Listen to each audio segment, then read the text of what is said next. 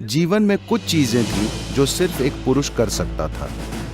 इस धरती पर काम मुख्य रूप से पुरुष की ताकत से होता था। आज महिलाएं बाहर जाकर कई चीजें उदारवाद या नारीवाद के कारण नहीं कर रही, सिर्फ तकनीक के कारण कर रही। पुरुष और स्त्री को कुछ पाने के लिए हमेशा आपस में लड़ना पड़ता है, ये एक गलत सोच है। अगर स्त्री प्रकृति का मिटना इस प्रजाति का नुकसान है, तो आप स्त्री प्रकृति को मार डालेंगे। कहीं न कहीं आप मानते हैं कि स्त्री प्रकृति एक कमजोरी है। इस विचार को छोड़ना होगा। So here we are.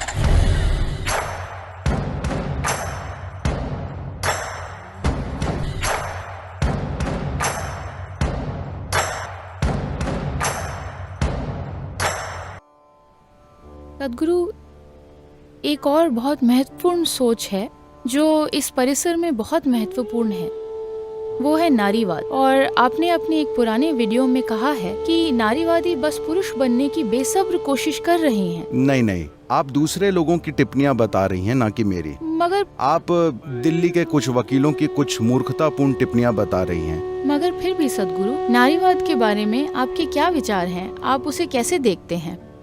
देखिए, पहले तो पुरुष और स्त्री दो अलग अलग प्रजातियां नहीं हैं।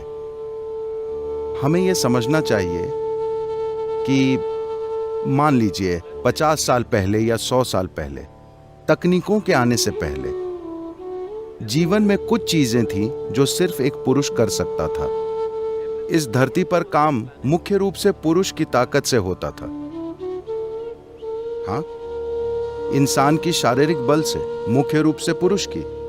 महिलाएं ऐसे काम हाथ में लेती थीं जिसमें शारीरिक बल की खास जरूरत नहीं होती थी। जीवन के दूसरे पहलू भी होते हैं, वे स्वाभाविक रूप से वो काम करती थीं। तो दुनिया इस तरह चल रही थी।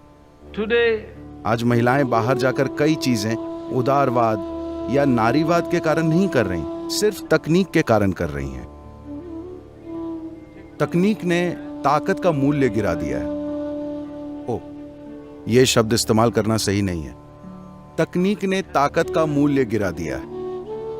अब सिर्फ दिमागी शक्ति मायने रखती है। भारत में अब भी ताकत महत्वपूर्ण है। अगर आप भारत में बस में चढ़ना चाहें तो आपको कुछ ताकत की जरूरत होगी, ठीक है। मगर तकनीक जैसे जैसे हमारे जीवन के हर पहलू में हर जगह फैलती जाएगी, आप उस स्थिति में पहुंच जाएंगे जहां आपको यह सोचना ही नहीं पड़ेगा कि कौन पुरुष है कौन स्त्री।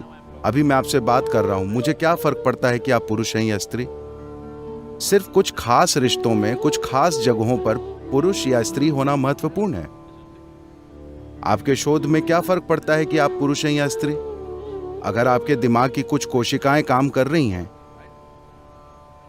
तो पुरुष और स्त्री को अलग करने की ये हद से ज्यादा कोशिश, मानो वो दो अलग अलग प्रजातियां हों, एक गलत तरीका है। ये उन भेदभावपूर्ण परिस्थितियों की प्रतिक्रिया में हो रहा है जो अतीत में मौजूद रही हैं। मगर इन भेदभावपूर्ण परिस्थितियों का होना ये कुछ हद तक सही है। मैं कहूंगा कि काफी हद तक सही है, मगर ये पूरी तरह सही नहीं है। ये सही नहीं है कि इस देश या इस दुनिया की सभी महिलाओं का शोषण किया गया है। ये सच नहीं है। बहुत सी महिलाओं ने बहुत अच्छा जीवन जिया है।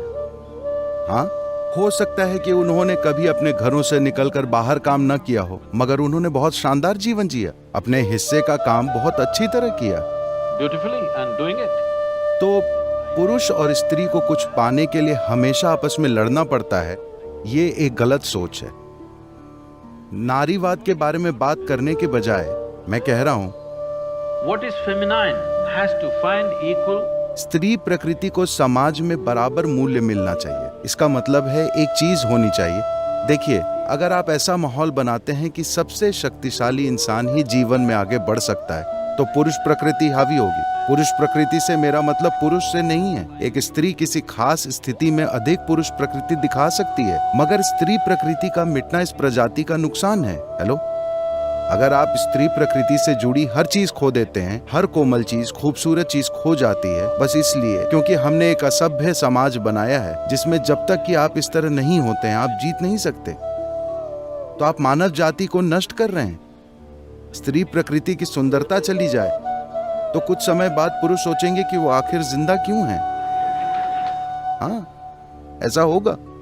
तो किसी भी शानदार समाज के लिए ये बहुत महत्वपूर्ण है कि हम ऐसा इकोसिस्टम बनाएं जहां पुरुष प्रकृति और स्त्री प्रकृति दोनों काम कर सकें। मगर गुफा मानव के समय से, जहां मनुष्य का शारीरिक बल सबसे महत्वपूर्ण था और महिलाओं को एक खास तरह से रखा जाता था, एक बार फिर हम आधुनिक दुनिया में वही सिस्टम बना रहे हैं। सबसे शक्तिशाली का आगे बढ़ना, चूहा दौड़, जो भी आप इसे कहना चाहें। अगर आप ऐसा करते हैं तो आप स्त्री प्रकृति को मार डालेंगे। शायद स्त्री को नहीं, स्त्री कामयाब हो सकती है, वे खुद को पुरुषों जैसा बना लेंगे और कामयाब हो जाएंगी। मगर क्या ये मानव जाति के लिए बहुत बड़ा नुकसान नहीं है कि कहीं न कहीं आप मानते हैं कि स्त्री प्रकृति एक कमजोरी है? इस विचार को छोड़ना होगा। स्त्री प्रकृति कमजोरी नहीं है, ये ताकत का दूसरा रूप है। इसमें जीवन दूसरी तरह से व्यक्त होता है। जैसे पुरुष एक तरह से व्यक्त होता है, स्त्री प्रकृति दूसरी तरह से व्यक्त होती है। योग में पुरुष प्रकृति को दाहिना, पिंगाड़ा और स्त्री प्रकृति को बायां कहा जाता है। इसलिए माफ कीजिए, मैं दाहिनी ओर हूं।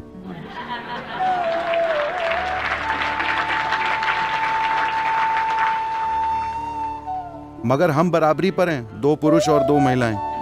बिल्कुल बिल्कुल सद्गुरु।